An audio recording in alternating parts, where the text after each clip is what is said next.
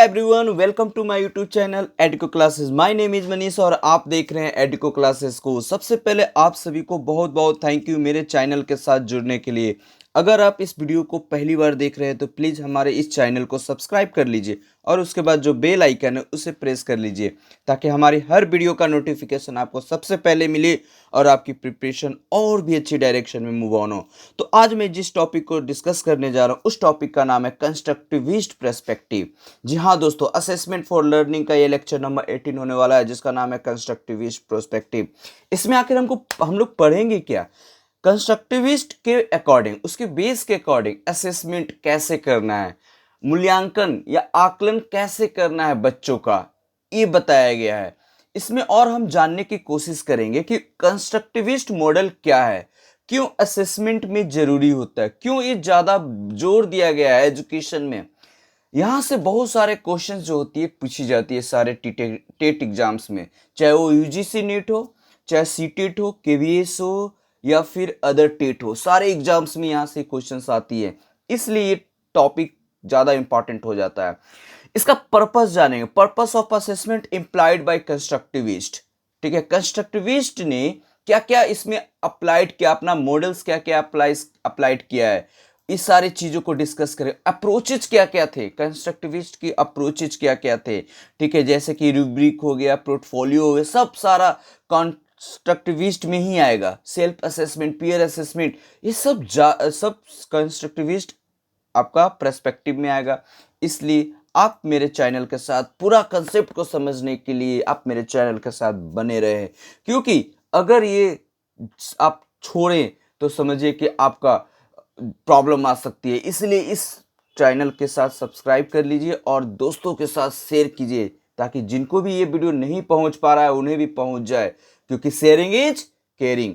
तो वीडियो को स्टार्ट करते हैं। दोस्तों, कंस्ट्रक्टिविस्ट लोग जो होते थे वो बिलीव करते थे एक्टिव इन्वॉल्वमेंट ऑफ लर्नर।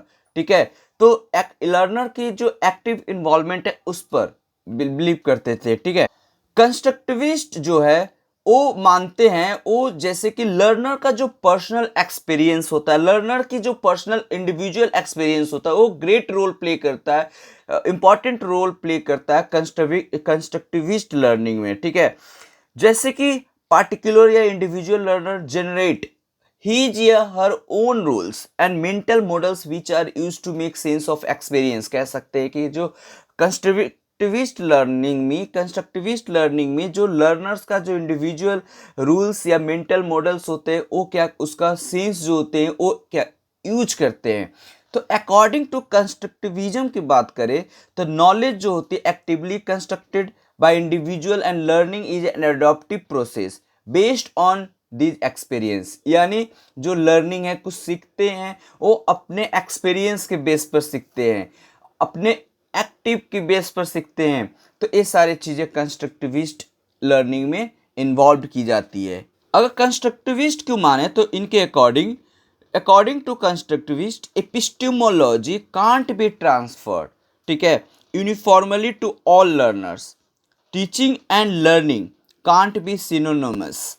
इसको एग्जाम्पल से समझते हैं कि एक क्लास में जब टीचर्स टीच करता है तो सारे कंटेंट जो पढ़ाता है होल क्लास को वो डिफ्रेंशिएट नहीं करता, किसी को कम किसी को ज़्यादा नहीं पढ़ाता है, इक्वली वे में वो सबको कंटेंट प्रोवाइड करता है।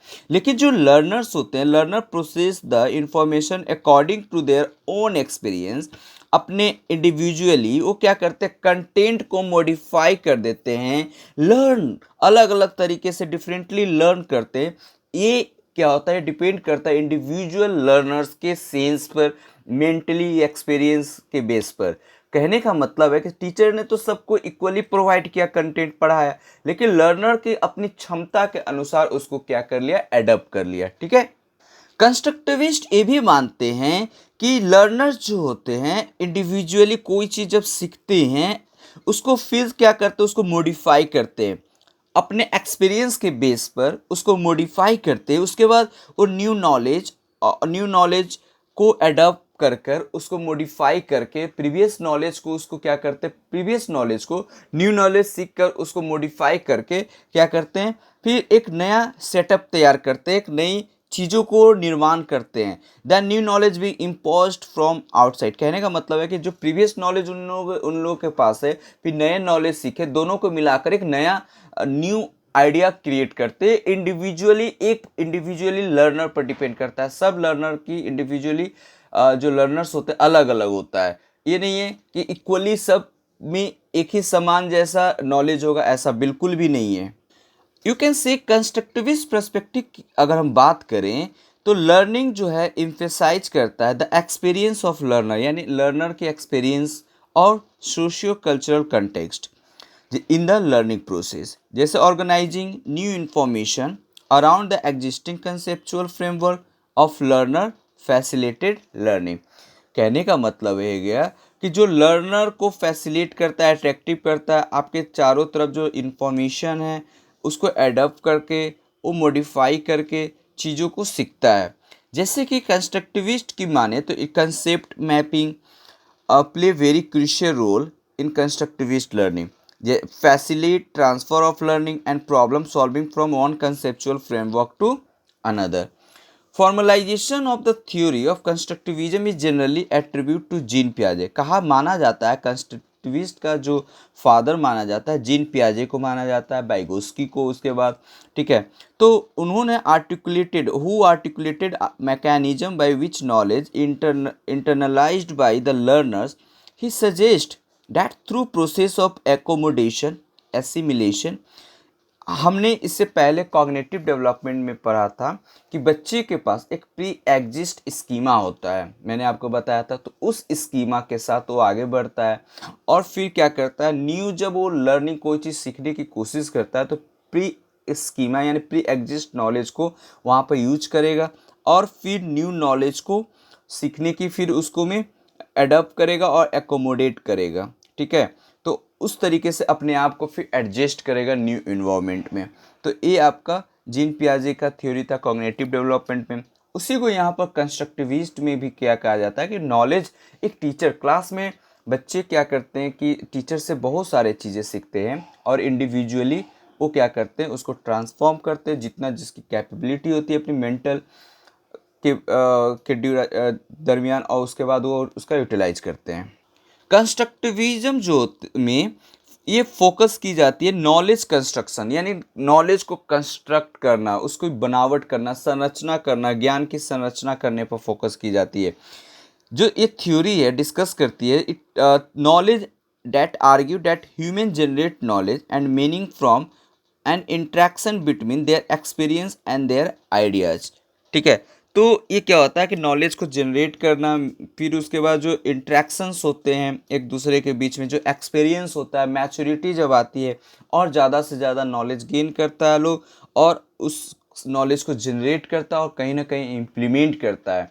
ऐसा नहीं है कि 2 साल का बच्चा का नॉलेज एक 10 साल के बच्चे के नॉलेज से ज़्यादा होगा, ऐसा बिल्कुल भी नहीं है।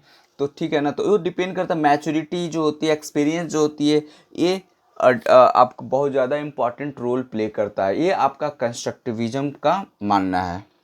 Constructivism is a theory of knowledge that argue human generate knowledge and meaning from an interaction between their experience, their ideas. It has influenced number of discipline including psychology, sociology, education and the history of science. अब हम discuss करेंगे assessment in constructivist model of education. Assessment constructivist model क्या है इस सब को discuss कर। तो कंस्ट्रक्टिविज्म जो थ्योरी है ये आपको प्रमोट करती है, एक्टिव लर्निंग को प्रमोट करती है, लर्निंग बाय डूइंग को प्रमोट करती है, कुछ कर कर सीखने की प्रमोट करती है, ठीक है। जैसे कि जॉन डीवी ने भी क्या किया था, स्ट्रक्चरलिज्म में जो बताया गया था कि John Dewey learning by doing को बहुत बड़ा क्या थे, प्रोपोनेंट थे, समर्थक थे, ठीक है, जिसको हम लोग प्रैग्मेटिज्म भी कहते हैं। तो ये चीज़ें यहाँ भी कहीं ना कहीं कंस्ट्रक्टिविज्म में भी आता है कि ये भी लर्निंग बाय डूइंग पर फोकस करते हैं, एक्टिव लर्निंग पर फोकस करते हैं।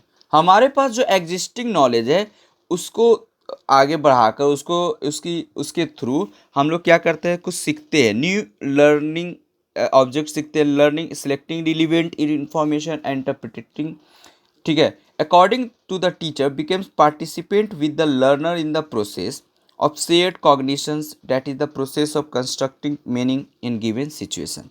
Assessment is qualitative rather than quantitative.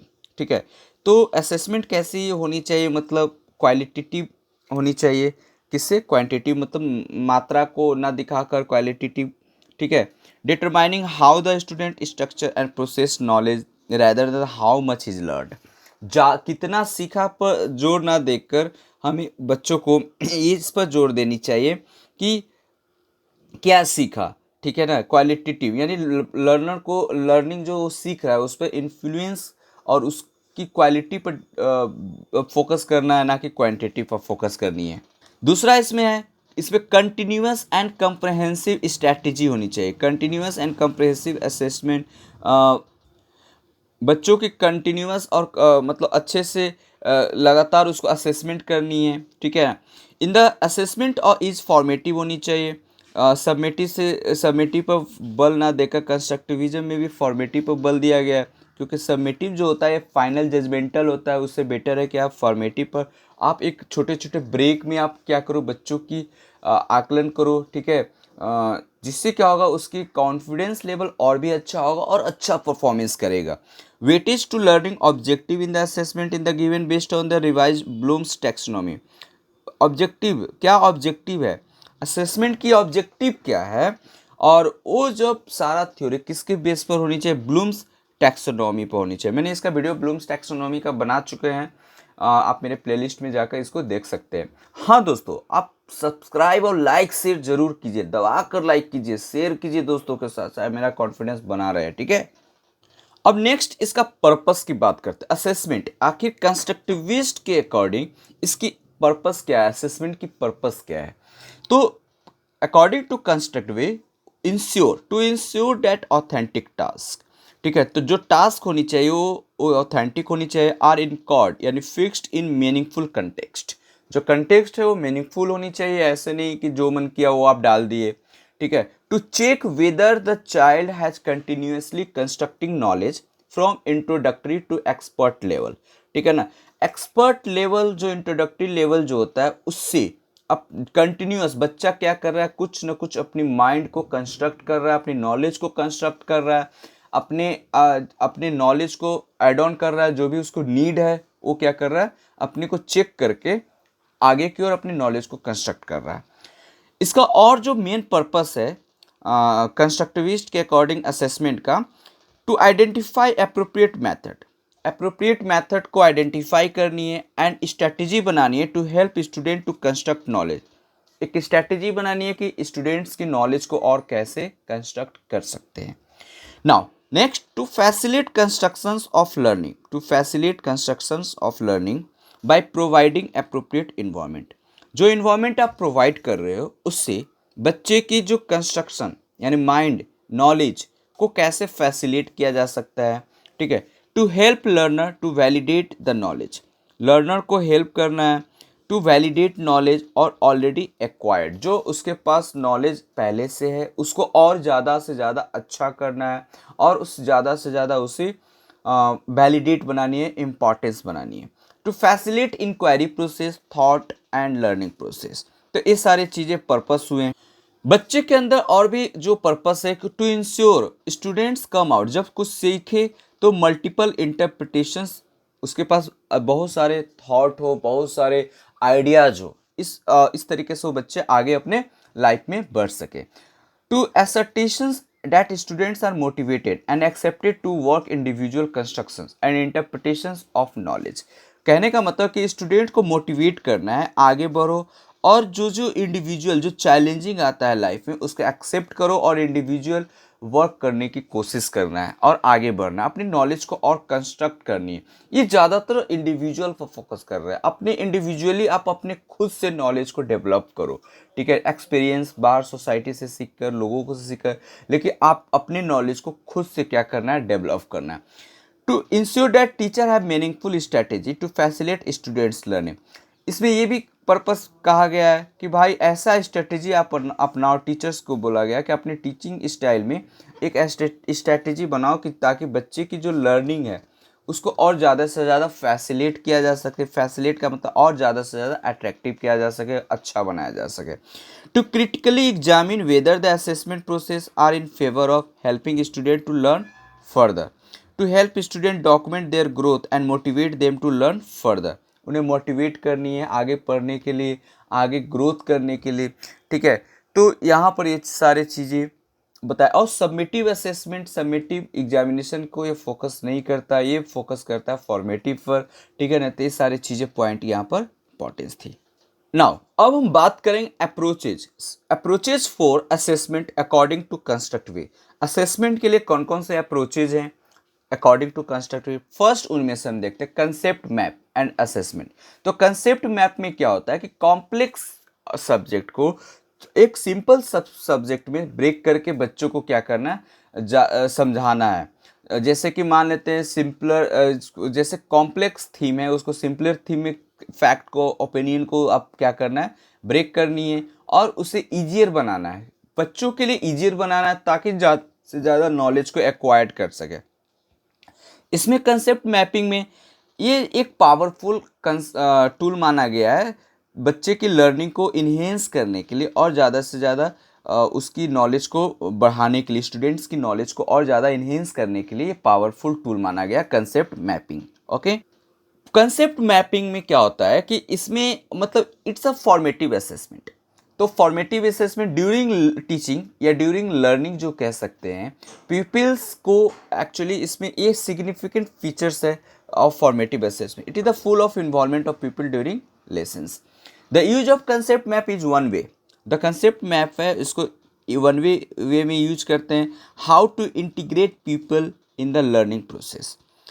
This involvement motive and challenge pupils to such an extent that it increase the chance for learning to take place। इसमें मतलब बच्चे individually क्या कर सकते हैं कि कैसे कोई बहुत सारे चैलेंजेज आते हैं, उस चैलेंज को कैसे एक्सेप्ट करेंगे और उसे कैसे अच्छा कर सकते हैं और कैसे उसको सॉल्यूशन ढूंढ सकते हैं। ये सारी चीज़ों पर कंसेप्ट मैपिंग में बताई जाती है। Many us are familiar with term brainstorming but not so much with concept mapping.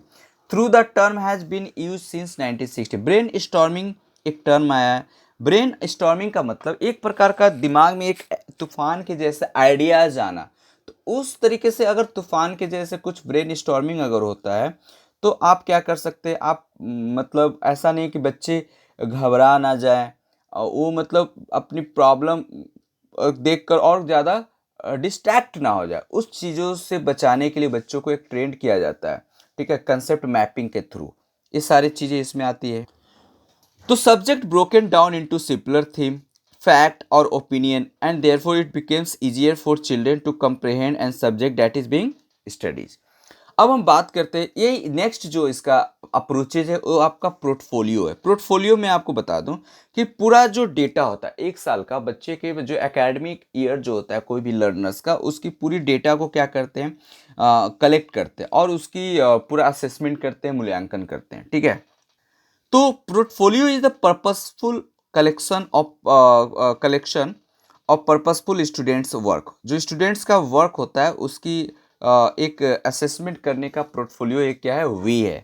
It is running record of student writing performance over time. यानी जो स्टूडेंट्स का एकेडमिक होती है पूरी साल, उसको पूरा एकदम जज किया जाता है, ऑब्जर्व किया जाता है और उसके रिकॉर्ड को गैदर करके उसको असेसमेंट की जाती है। एम आई राइट ना? आई होप आपको ये समझ में आ रहा होगा। ये एक लिविंग पोर्टफोलियो, एक लिविंग प्रूफ है। इसमें स्टूडेंट को शो किया जाता है कि how much they have done, कितना वो किए और कितना वो काम अभी तक बाकी कर रखे हैं, क्या वो नहीं कर पा रहे हैं, क्या वो कर लिए हैं। इस सारी चीज़ों को ऑब्जर्व किया जाता है। कंस्ट्रक्टिविज्म बेस्ड ऑन पियाजे एंड बाइगोस्की एज्यूमिंग, ठीक है, पियाजे और Vygotsky theory it's a very important for BEd seated जितने भी मतलब पेडागोगी के लिए आप बोल सकते हो, ठीक है। ये काफ़ी ज़्यादा इंपॉर्टेंट, इनकी थ्योरी ना पढ़ोगे तो आप कुछ नहीं कर पाओगे। तो पियाजे और बाइगोस्की जो काफ़ी इंपॉर्टेंट रोल प्ले करते हैं, ठीक है, साइकोलॉजी में। तो कह सकते हैं it's able to acquire the socially construct by, जैसे बाइगोस्की का मानना था कि बच्चे जो होते हैं ज़्यादा इनकी इन्वॉल्वमेंट अगर सोसाइटी में होता है तो ज़्यादा से ज़्यादा चीज़ों को सीखते हैं, एज्यूम करते हैं। और पियाजे का मानना था कि एक्सपीरियंस, यानी बच्चे क्या करता है, खुद से सीखता है, और जैसे जैसे उसकी मैच्योरिटी एक्सपीरियंस आगे की ओर एज बढ़ता है, समाज से, लोगों से करके अपने आप को ज़्यादा डेवलप करता है। तो दोनों में कहीं ना कहीं कुछ सिमिलैरिटी है, ठीक है। Knowledge and this approaches play very attention and students prior knowledge, their problem solving skills and their collaborating learning. तो पोर्टफोलियो में यही है कि आपकी पूरी एकेडमिक सेशन की इंफॉर्मेशन को गैदर कर दी जाती है, की जाती है लर्नर की, और उसके बाद उसका असेसमेंट की जाती है। तो ये उसकी एक्टिविटी बेस्ड है, इसीलिए इसको कंस्ट्रक्टिविस्ट में डाला गया है। पोर्टफोलियो में अगर बात करें तो इन्वॉल्वमेंट का जो लर्नर का जो इन्वॉल्वमेंट होता है, यानी we can't assist with in a shorted time using multiple choice test. आप कोई भी लर्नर्स की जो आप शॉर्ट टाइम में उसको असेस नहीं कर सकते हो, असेसमेंट नहीं कर सकते हो, उसके लिए आपको क्या होनी चाहिए, एक ब्रॉडर रेंज, यानी एक टाइम देना होता है। एक असेसमेंट टूल्स जैसे कि you can assess of any child, यानी किसी बच्चे को आप असेस करना, तो एक ब्रॉडर एरिया देनी होगी, एक टाइम गैप देनी होती है, एक टाइम देनी होती है, ताकि उसको उसकी स्किल्स को, जैसे कि कोई ओपन इंडेड प्रॉब्लम्स है उसे आप उसे असेस कर सकते हो, या फिर कुछ जो क्रिटिकल थिंकिंग होता है एनालाइज कर सकते हो, या फिर ओपन माइंड प्रॉब्लम सॉल्विंग हो सकता है, रीजनिंग, ये सारे चीज़ें to apply their knowledge in new problem and to express oral and writing. तो बच्चों में अगर आप टाइम देते हो, आप ब्रॉड एरिया देते हो, तो ये सारे चीज़ों को बच्चे का हम असेसमेंट कर सकते हैं, उसकी स्किल्स का, उसके प्रॉब्लम्स की, उसकी क्रिटिकल थिंकिंग को हम एनालाइज कर सकते हैं। तो ये सारी चीज़ें पोर्टफोलियो में होता है। नेक्स्ट हम बात करेंगे अप्रोचेज में रूब्रिक। रूब्रिक क्या होता है, इसको देख लेते हैं कि व्हाट इज द रूब्रिक। तो रूब्रिक एक प्रॉब्लम सॉल्विंग प्रोसेस है। रूब्रिक जो है it's a problem solving process.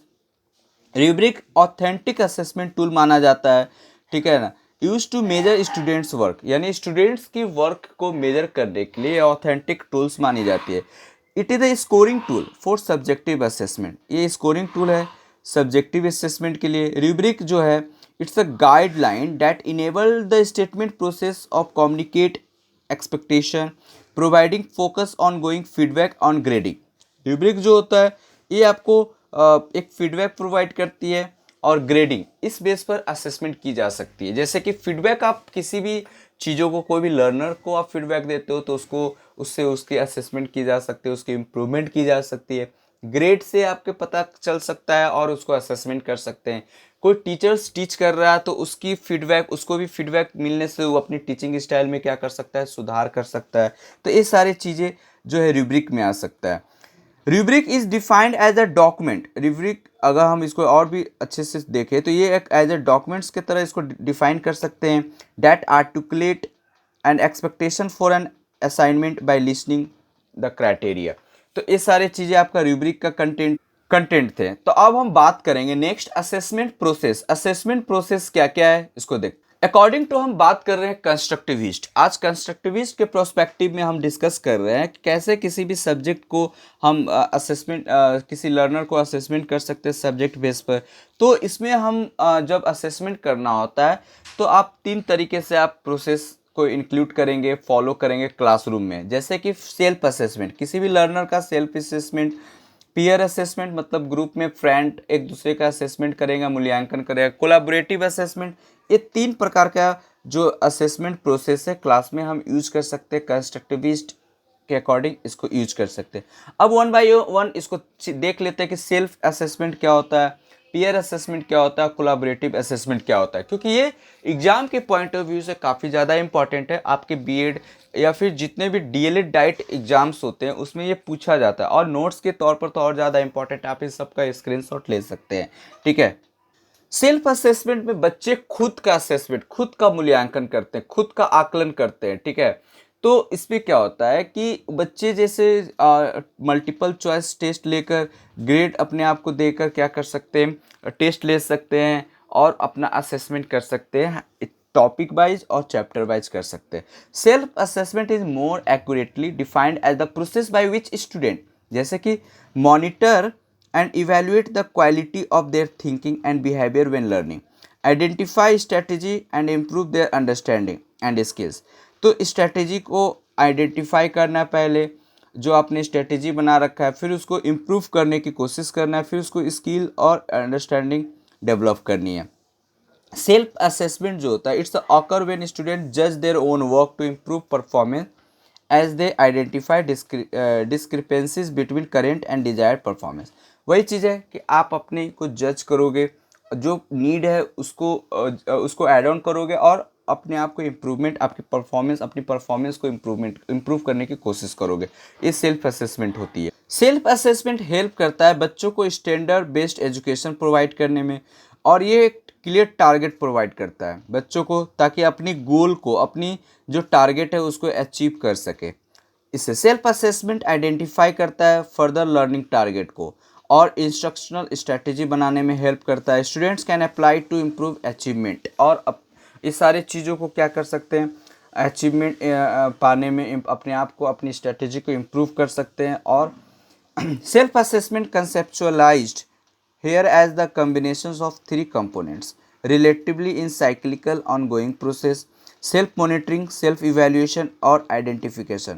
इस तरह ये ऑनगोइंग प्रोसेस है। सेल्फ असेसमेंट एक ऑनगोइंग प्रोसेस है, जिसे फॉर्मेटिव असेसमेंट भी कह सकते हैं। इसमें 3 कंपोनेंट का यूज कर सकते हैं: अपने आप को मॉनिटरिंग करना, अपने आप को आकलन करना, मूल्यांकन करना है, और आइडेंटिफिकेशन करना। The implementation of instruction corrective as needed. Peer assessment, तो पीयर असेसमेंट जिसको फ्रेंड ग्रुप सर्किल से असेसमेंट जो होता है हमारा, उससे हमारी इम्प्रूवमेंट होता है। तो इसमें क्या होता है, एक फीडबैक सबसे इंपॉर्टेंट है कि दूसरे के द्वारा जो फीडबैक हमें मिलता है उससे हम अपने आप को क्या करते हैं, हमारी असेसमेंट होती है। ठीक है, हमारी क्वालिटी, हमारी वर्क की जो क्वालिटी है उसकी इम्प्रूवमेंट होती है। तो वो सारा चीज़ें अगर दूसरे फ्रेंड के द्वारा, जो हमारे फ्रेंड हमें जज करते हैं, हमें असेसमेंट करते हैं, तो वो हम उस कंडीशंस में हमें किसी टॉपिक के को फीडबैक से या फिर ग्रेड से क्या करते हैं, हमें असेसमेंट करते हैं, यानी हमारी मूल्यांकन करते हैं, हमारी परफॉर्मेंस को, हमारी वर्क को, ठीक है, हमारी जांच करते हैं, जांचते हैं। ठीक है, तो इस प्रकार का असेसमेंट पीयर असेसमेंट करते हैं, यानी हमारी असेसमेंट मेरे दोस्त लोग करेंगे। तो इस प्रकार का असेसमेंट पीयर असेसमेंट कहलाएगा। कोलैबोरेटिव असेसमेंट, कोलैबोरेटिव असेसमेंट जो होता है ये प्रॉब्लम सॉल्विंग प्रोसेस है। इसको डेवलप किया था ब्रूस चालमेर ने इसको डेवलप किया था। That can be used alternative psychological evaluation कह सकते हैं। It draw from the idea and technique of a narrative therapy. तो ये था आज का सेशन। इसमें मैंने आपको बताया कि कैसे enlarging notation of subject based learning a constructivist perspective के अकॉर्डिंग इसको हम लोग ने डिस्कस किया।